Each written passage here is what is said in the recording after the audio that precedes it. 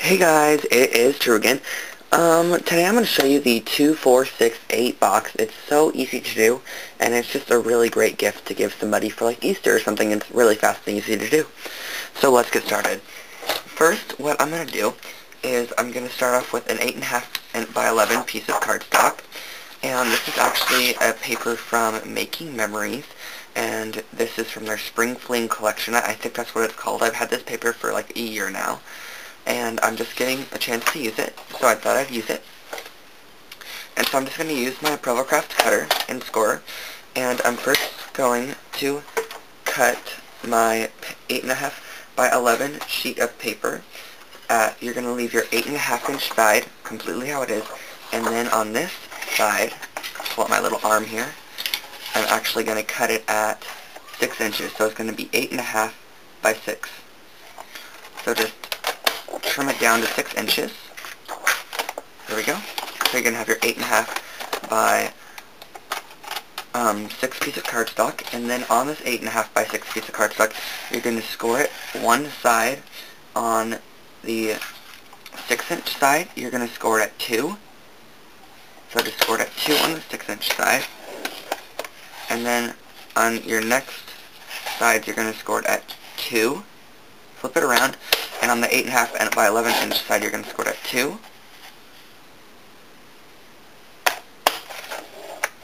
4.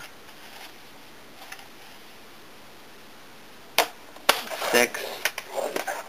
And then 8. And I did cut my paper a little bit because I pressed a little bit too hard on the scoring blade, but oh well, it's just a demo.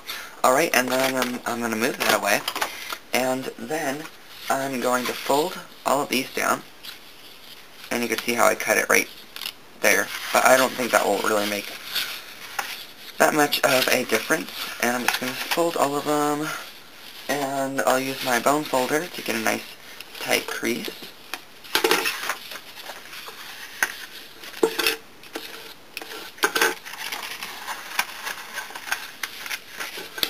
Okay, after you have your 2, 4, 6, 8 box completely folded, remember this flap is supposed to be together. You know what? I might just add a little bit of tape to that, so let me do that. Alright, so I added tape to my ripped areas, and they look fine now. And so after we have all of this completely cut, then you're going to take your scissors, and these are my Cutter B scissors, and you're going to cut down to each of your lines on the on your 2-inch score that you scored across the paper, and then at each of your 2, 4, 6, 8 score lines, you're just going to snip it down to the other score line. I hope that makes sense. Alright, so we have all of them snipped down, and then on this last little 1/2-inch flap, you're just going to completely cut that off.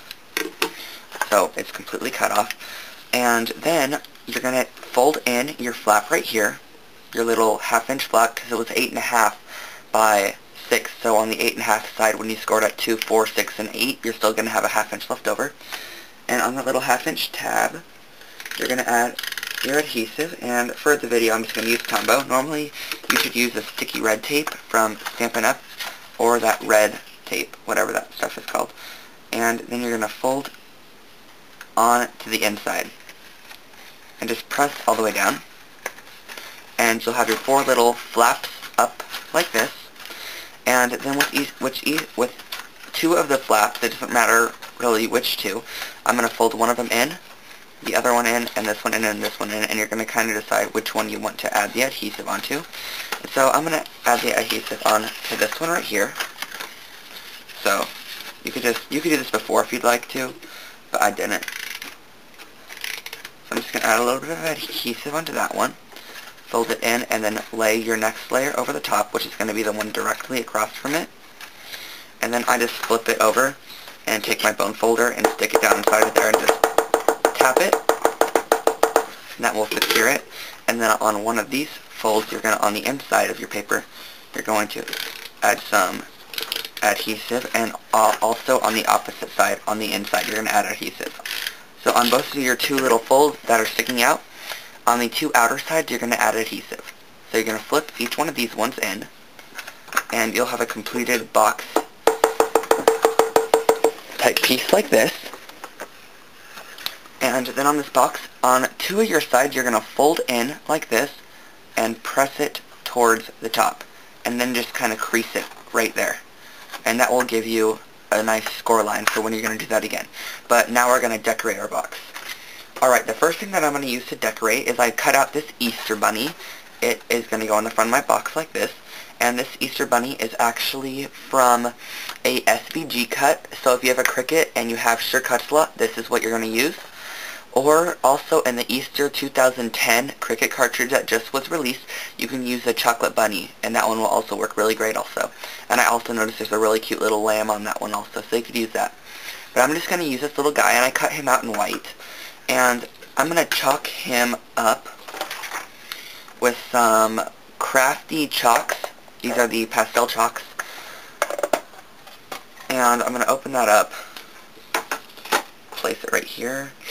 And I think I might want to just add a little bit of pink chalk to some areas on him. And this is Colorbox chalk, Colorbox Q chalk ink.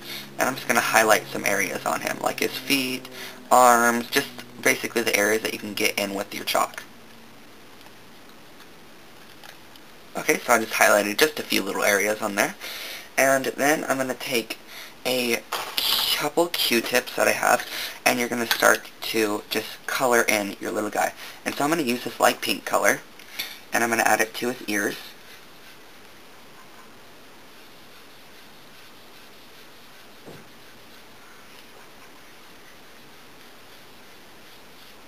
And the ears have a little cutout slit. And then right at the top of the ears, I'm going to add a little bit of the darker pink, and just kind of blend it in as it goes down.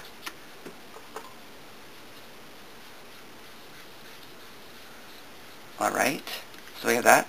And then to the whole rest of the body, I'm going to apply that lighter pink color. And you could also, if you'd like to, add, like, just cut him out in a lighter pink color. That'd be nice, but I kind of wanted to give it, like, a watercolor looking effect with different shades of the color in different areas.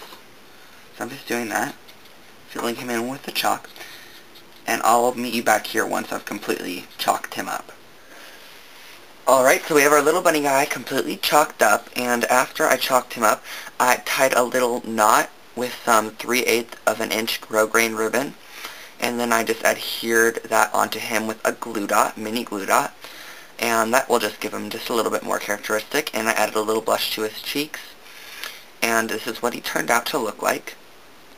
And then after I do that, I have my little box, as you see, and what I'm going to do is I'm going to take this satin ribbon here. This is Paper Tray Ink satin ribbon, but I don't know what color it is. Sorry, I got it from one of my friends, and so I don't know what color it is. So I'm just going to tie a bow onto the front of this. So I'm not the best bow tire in the world. I'm actually like the worst. So I'm hoping I could actually try to get a good bow here. See how horrible I am? The bow is like all deformed and it's going upward. You know what? Oh well. I don't care.